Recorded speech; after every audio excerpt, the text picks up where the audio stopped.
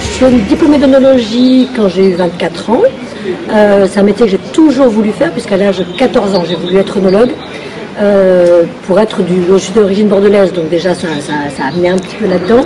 Et je voulais être œnologue pour être à la production. C'est-à-dire que je voulais des vignes, des pieds de vigne, des bottes, des tuyaux, des cuves et faire une production de vin. Voilà, créer un produit qui était le vin. Donc très rapidement, j'ai passé mes diplômes de diplôme national d'œnologue à Talence, Université de Bordeaux. Mon premier job a été chez Michel Guérard, grand chef cuisinier à Eugénie-les-Bains, qui a un domaine aussi. Donc j'ai été pendant 6 ans toute jeune diplômée, femme jeune diplômée, directrice de son domaine à Duhors-Bachin dans les Landes. Je suis arrivée en 2002 à Bergerac pour venir m'occuper d'un domaine à Ténac, au sud du Bergeracois. Voilà, responsable d'un domaine de 16 hectares et quelques. Malheureusement, ce domaine, après 8 années d'une super belle collaboration avec des très jolis produits, a été revendu. J'ai voulu rester dans le Bergeracois, donc je me suis installée comme œnologue conseil. J'allais chez mes clients, je les suivais, je les accompagnais. Bon, voilà le métier de consultante en œnologie. Mais la production me manquait un petit peu, donc l'idée a germé que je continue le conseil, mais que je récupère un petit hectare, un demi-hectare, un petit lopin, histoire que je remette un peu les pieds dans la terre et les mains dans le raisin, pour pouvoir revenir à la production qui est ce que j'ai dans les tripes, dans l'âme. Avant de repartir à la production, comme on ne trouvait pas, j'ai fait un petit peu de vin de négoce, c'est-à-dire que j'achetais du raisin, j'achetais du vin, j'assemblais, je vinifiais et je faisais quelques cuvées.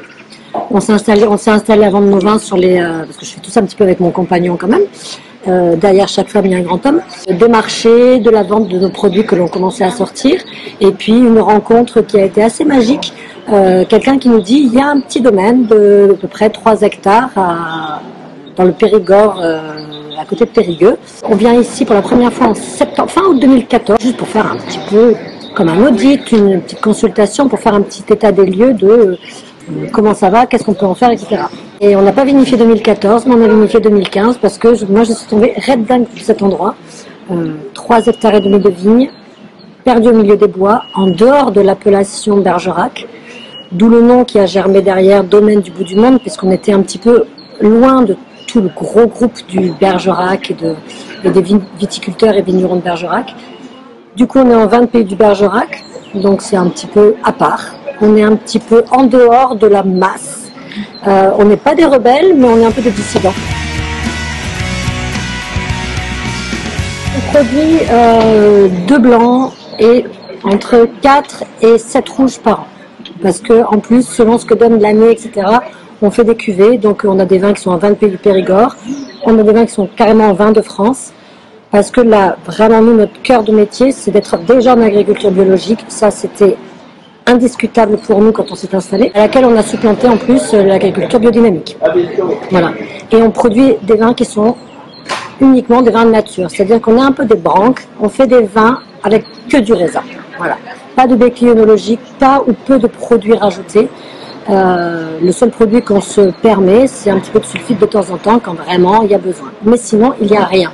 Déjà, la taille de la ferme, parce c'est une ferme comme une autre, la taille de la ferme c'est 3 hectares et demi. Donc c'est un tout petit vignoble. Donc qui forcément ne sort pas moult bouteilles. On est entre 10 et 15 000 bouteilles par an et on fait un peu de vrac en bagging box. Donc on est parti sur une politique de vendre beaucoup aux particuliers autour de nous.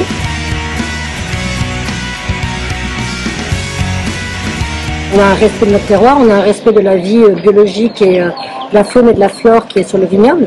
On ne laboure pas, par exemple, donc on ne désherbe pas, bien sûr, ça c'est l'agriculture biologique. Donc il y a plein de choses qui font qu'on a envie de respecter notre petit lopin de terre. On veut étendre ça plus loin, notre planète. Donc pas d'empreinte carbone sur nos bouteilles, on essaie de les distribuer que dans un rayon de 150 km au niveau des professionnels et même des particuliers. L'étendue de nos convictions, de nos envies, de nos besoins, cette implication dans faisons quelque chose, quoi. On est le seul vignoble un petit peu en dehors de Bergerac. On est sur la communauté d'agglomération de Saint-Albert. Et donc le maire nous a contactés il y a 3 semaines, un mois, en nous disant on va fêter les 35 ans du marché de la truffe de Saint-Albert. Est-ce que vous viendriez pas en partenariat avec le restaurant Le 10 et de faire une association gastronomique entre Anne Mauvin et la truffe qu'a cuisinée Raphaël. Voilà, donc ça a fonctionné.